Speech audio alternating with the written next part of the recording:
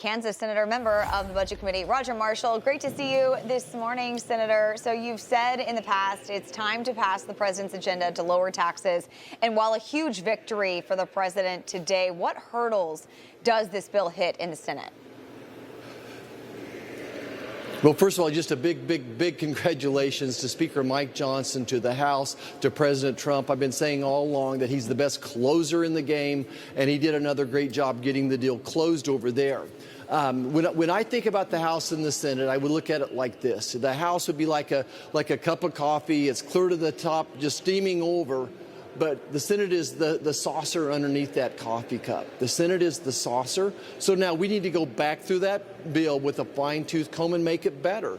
I think there's opportunities in Medicaid to make that bill better, to make sure that we strengthen it, that we preserve it for those who need it most. We want to make sure that those senior citizens that are in nursing homes are taken care of, and that they would never be jeopardized, that their Medicaid would never be jeopardized. People with disabilities, we want to make sure that they would never be jeopardized as well. Children, we want to make sure that they have Medicaid, those that need it as well. So we need to take this bill, we need to make it better, and probably the one thing I would just add here is the number one concern that most of us have up here long term is the national debt. So we think that there's an opportunity in this bill that we can do a little bit better job addressing the national debt.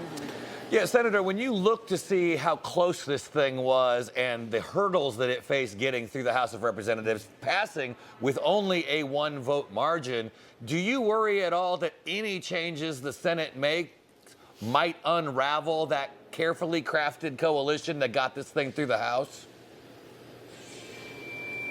Well, look, I think that is absolutely part of the equation, and that was certainly the plea from Speaker Johnson when he came over and visited us on Wednesday. I get that. But I think that we have an obligation to take their bill and to make it better. And I just don't know how these people that have voted for it now could vote against it if we make some minor tweaks to it as well. I just don't think that they want to see a tax hike go on to any Americans. Look, this bill is going to save the average family $7,000, $8,000 in a year very easily. It may be well over $1,000 a month the average American family is going to save. And then if on the back end of that we can address the national debt, I still think that we'll get their vote.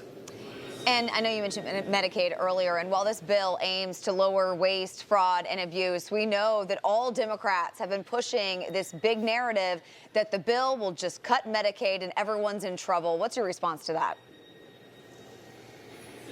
Well, we're here to protect, preserve, to strengthen Medicaid. Medicaid spending's went up 50% in 5 years. So we want to make sure that we preserve it for those who need it the most. Again, our focus is protecting senior citizens, especially if they're in a nursing home. 40% of people in nursing homes are on Medicaid, so we need to protect it for them. We need to protect it for people on disabilities, children. But there's a large group of people. There's 7 million men, healthy men, that are not working right now, working age men in this country that aren't working. A lot of them are on Medicaid, so let's help them find a job. A job is still the best safety net out there. Many of these blue states are manipulating loopholes. They're giving Medicaid to illegal aliens, and people back home in Kansas are paying for it. So that's not right. We think that there's an opportunity to make Medicaid even better.